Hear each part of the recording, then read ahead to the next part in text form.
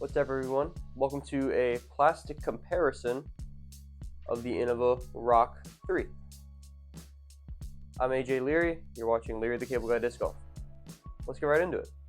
Today I'm going to take you through basically how they all should fly to some extent, but again, I want to preface this whole video by saying take this with a grain of salt. With so many runs and so many plastic variations of a certain mold, you can come out, you're going to get a lot of variability and a lot of difference in the flights. The results I get should give you a solid baseline for some expectations when you are picking up a Roc3, but I wouldn't take these verbatim. Now let's get into the plastic types I have for this video. So this is a pretty beefy comparison with all of 8 Roc3s here with me.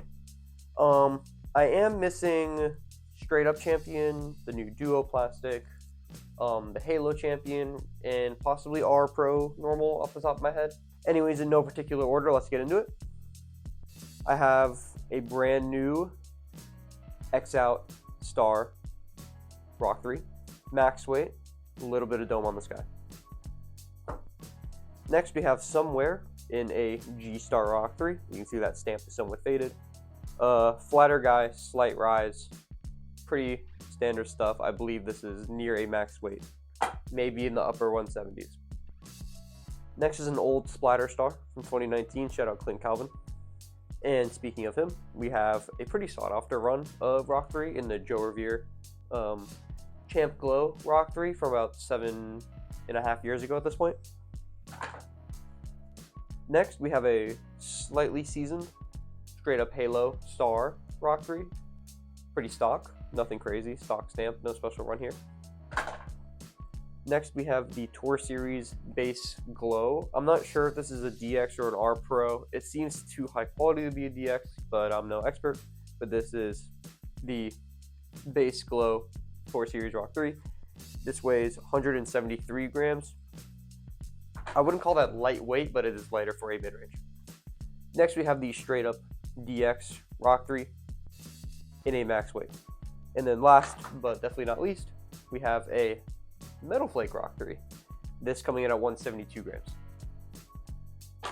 I'm going to rank these in stability from least stable to most overstable in accordance of how I've been throwing these, because I have experience with these outside of just those clips for the most part.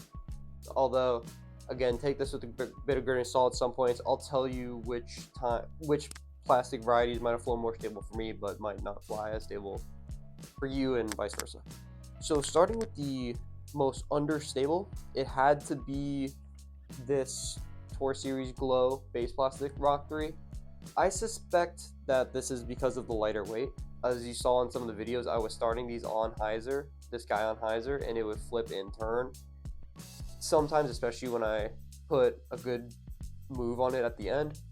I would say this is good if you're trying to cycle Roc3s. It's a great feeling blast. It's a great feeling plastic, excuse me, and it's very agreeable. This is actually in my bag as my understable Roc3. I can put this on slight hyzer or flat and get a reliable turn without burning over. So I really do like this Roc3, but just the least stable of the group, which isn't a bad thing.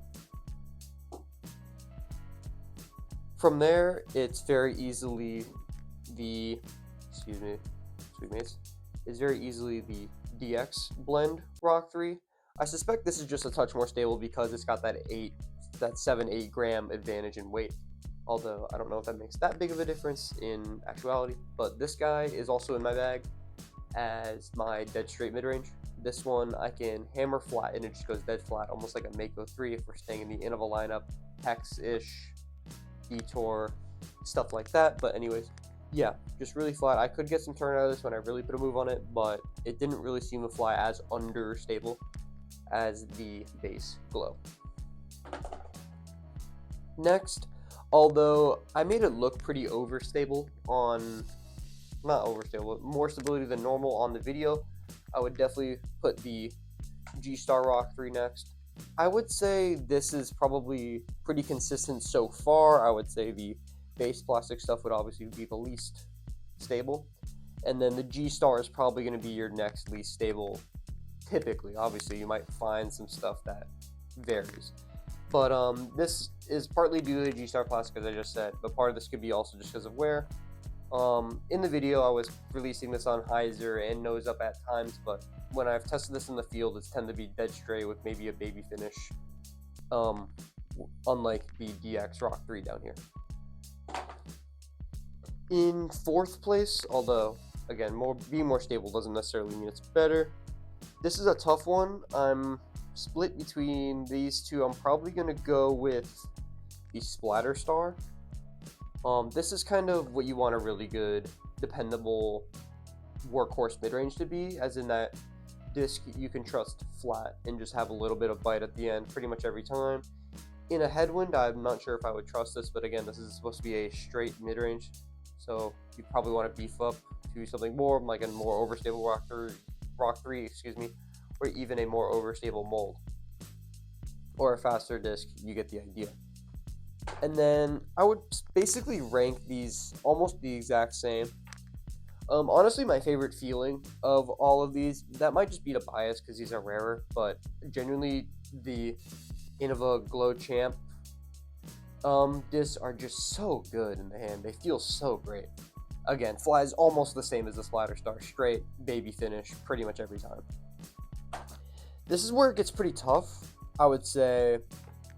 Next would be the Halo Roc3, starting to get the first three, I would say, were actually the first two were starting to get to that honestly slightly understable slot, and those next three, as in the G-Star, Splatter Star, and the Champ Glow, were starting in that go-to dependable mid-range or flat baby checkup at the end.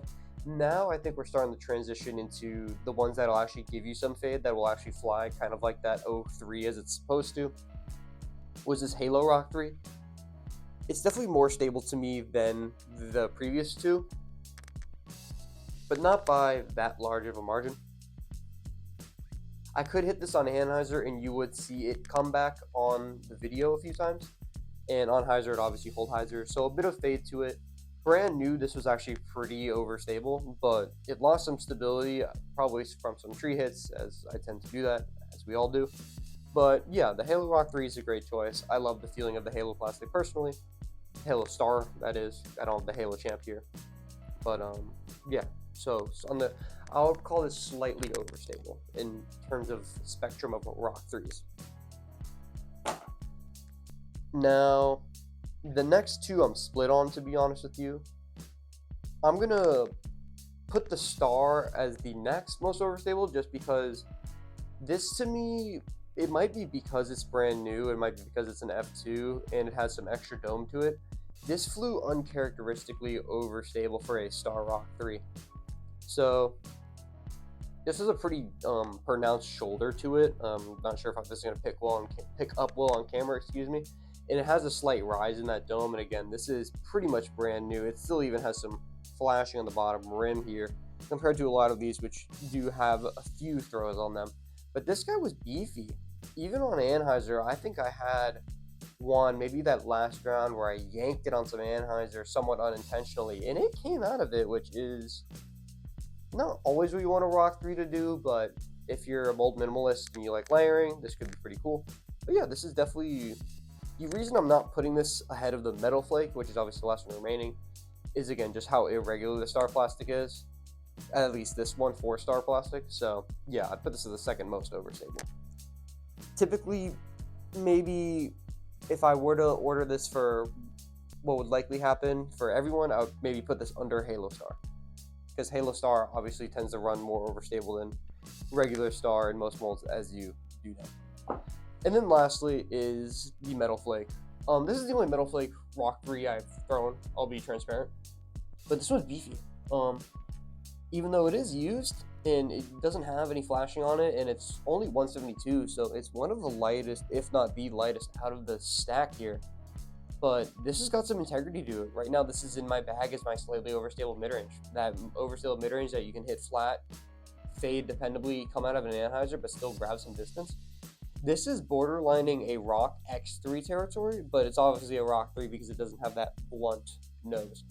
So, although, if you're a rock thrower, the Roc3 is definitely a sleeper mid-range.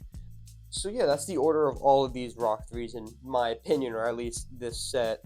As I've said already a few times, this obviously isn't indicative, if I'm using that word correctly, of every Roc 3. It's not representative of all Roc 3s out there. I'm sure you can find, again, some star Roc 3s that actually are straight, if not even flippy, who knows. But yeah, the Roc 3 plastic comparison, that's about it. Shout out another round Greenville, my sponsor. And yeah, that'll do for the video. If you liked the video, give it a like, give me a comment. Let me know your thoughts. Have you seen any differences in your Roc 3s? Which plastics run most or least stable for you? And hit that subscribe button while you're at it. I'm going to try and upload a little more, some more disc reviews just because they're easy, and then maybe some on-course stuff with some buddies, which will be fun. But anyways, don't want to make this video too long. So thank you for watching. And yeah, that's about it. See you guys. Peace.